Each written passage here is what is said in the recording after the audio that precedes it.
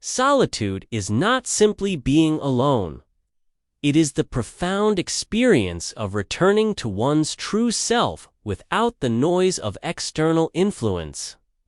Alan Watts often emphasized that real understanding and awakening come not from clinging to others, but from having the courage to be still and silent in the vastness of one's own consciousness.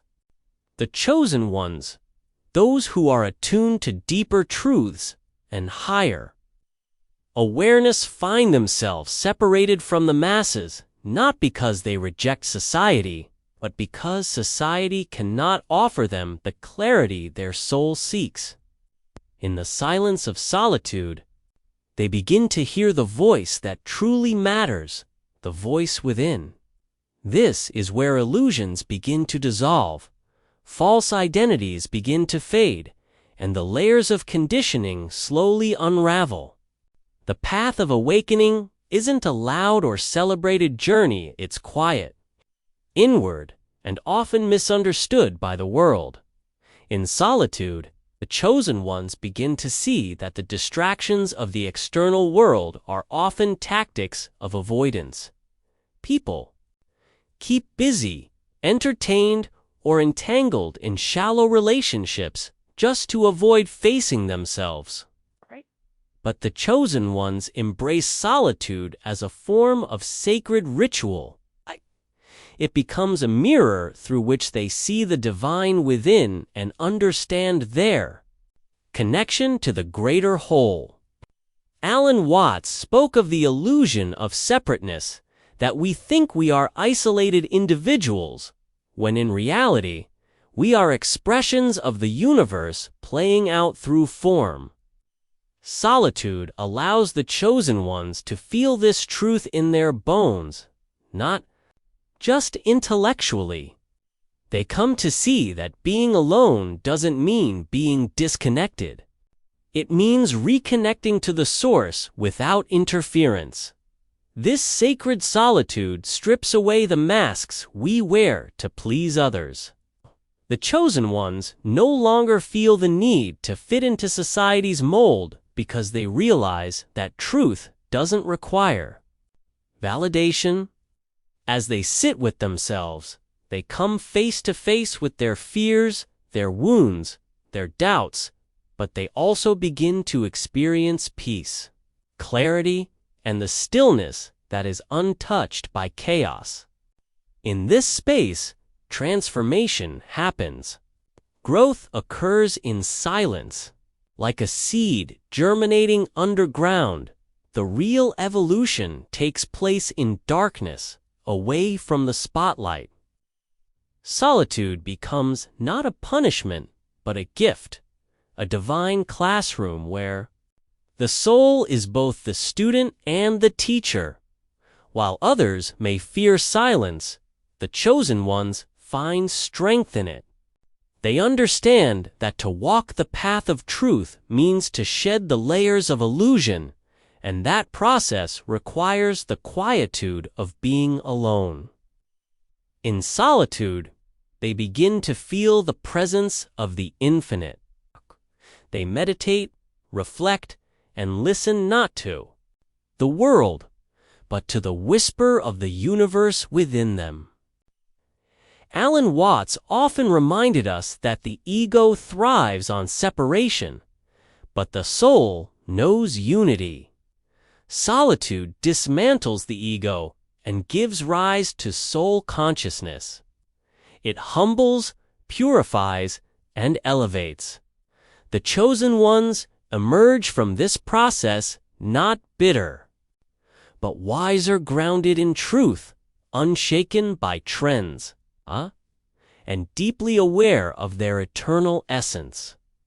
This is why the chosen ones walk alone, not because they are lost, but because they have been found. Alone does not mean lonely in their case, it means aligned. The sacred solitude becomes their sanctuary, their training ground, and their source of true strength. The chosen ones often find themselves distancing from the conventional roles and identities that society imposes. This is not out of rebellion or arrogance, but because they intuitively sense that the social masks people wear are often rooted in illusion. Alan Watts frequently explored the idea that we mistake our roles, our jobs, names, religions, and even personalities as the totality of who we are. For the chosen ones, awakening brings with it a deep realization that these labels are temporary and superficial. They are not who we are, but what we temporarily play, like actors in a drama. The chosen ones begin to detach from these performances, understanding that true selfhood lies beneath the surface of societal identity. As they evolve, they begin to seek authenticity over acceptance and truth over comfort. Social identity operates on the basis of conformity. It demands alignment with external expectations, how one should behave, what one should believe, what success looks like, and how to belong. But the chosen ones feel the inner pull to break free from this script. They observe how people get trapped in roles they never chose but simply inherited: the obedient employee, the loyal citizen, the predictable friend. These roles are often reinforced through fear of rejection, ridicule, or being misunderstood. But Alan Watts taught that to awaken is to realize the absurdity of taking the game of life too seriously. When the chosen ones see this, they begin to let go of the need to play along. The detachment isn't sudden or easy. It unfolds through pain, reflection, and deep questioning. As the chosen ones detach from social identity, they also face isolation and misunderstanding. The world often doesn't know what to do with someone who refuses to conform. This disconnection from the herd can feel like exile, but it also becomes liberation. The chosen ones learn that belonging at the cost of the soul is too high a price to pay. They become observers of society, watching how people unconsciously follow traditions, adopt beliefs, and chase external validation without ever questioning why. Alan Watts believed that the person who truly sees through this illusion becomes dangerous, not in a harmful way, but in the sense that they can no longer be controlled by fear or manipulated by the system. The chosen ones step into this power by simply being themselves, free from the pressure to impress, prove, or belong. In detaching from the illusion of social identity, the chosen ones come to understand that they are not separate from the whole, but rather expressions of it. They stop defining themselves by what others think or say, and instead begin to identify with the deeper essence of being. This doesn't make them better than others, makes them more aware. They embrace fluidity over fixed identity, choosing growth over stagnation. They are no longer trapped in the past versions of themselves or confined by labels that don't reflect their truth. Their sense of self becomes rooted in presence, not persona. This detachment is also what enables the chosen ones to access higher states of consciousness. By shedding false identities, they create space for something more real to emerge. Move beyond surface-level existence and step into a life of depth, purpose, and inner alignment. Alan Watts spoke of the freedom that comes when one realizes they are not the thinker, but the awareness behind the thought. The chosen ones live from this awareness, and in doing so, they become mirrors for others' reminders that it is possible to live authentically in a world built on imitation. Their journey may be misunderstood, but it is deeply meaningful. And through their detachment from social identity, they find true connection with the universe. When the chosen ones begin to walk alone, they slowly learn to surrender their need for control and begin to trust in something far greater than themselves. This path leads them into alignment with the universal flow or natural rhythm of life that cannot be forced, predicted, or manipulated.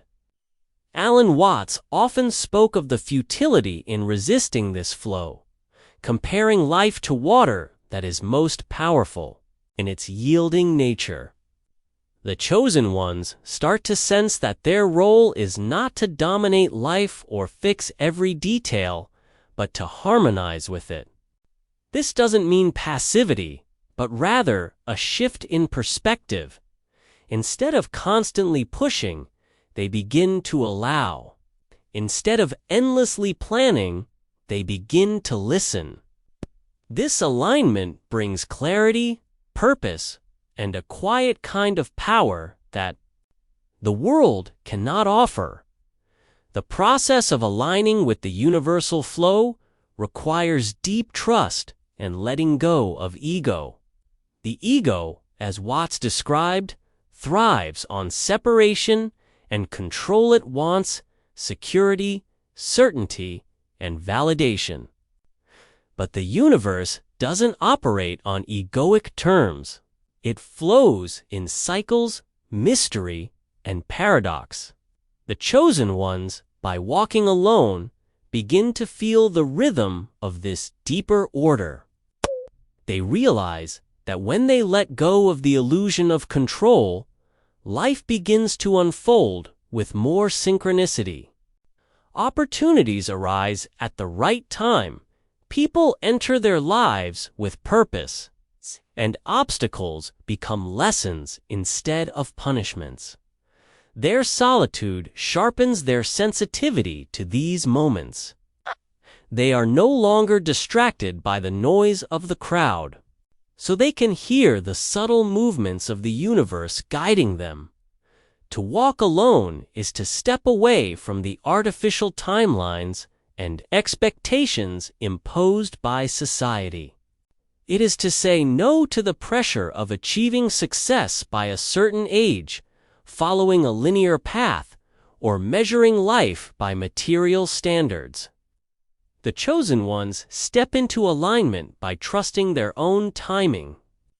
They understand that the universe has its own intelligence, and that rushing or forcing outcomes only leads to frustration.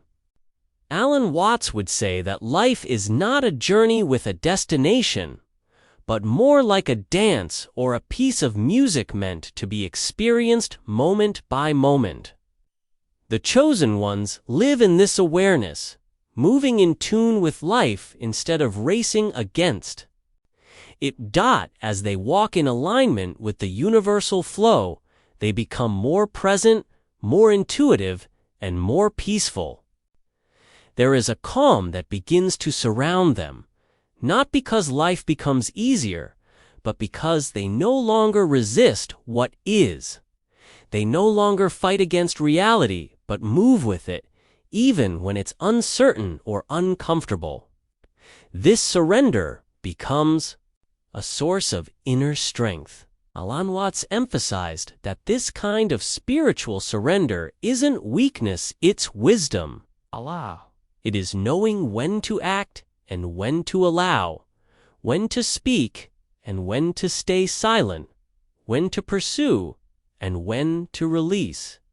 This is the dance of alignment. Thank you.